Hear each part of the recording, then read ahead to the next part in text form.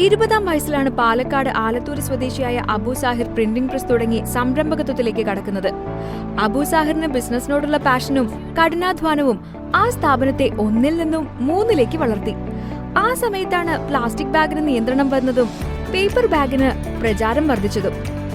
Paper ബാഗിനൊപ്പം paper plate, പാള plate, ഇല plate എന്നിവയുടെ പരിശീലനവും ബൈബാക്കും എക്സ്പോർട്ടും തുടർന്നുള്ള മാർഗനിർദ്ദേശങ്ങളും നൽകി നിരവധി പേരെ സമ്പാദിക്കാൻ പ്രാപ്തനാക്കുകയാണ് GSA എക്സ്പോർട്സിലൂടെ അബു സാഹിർ.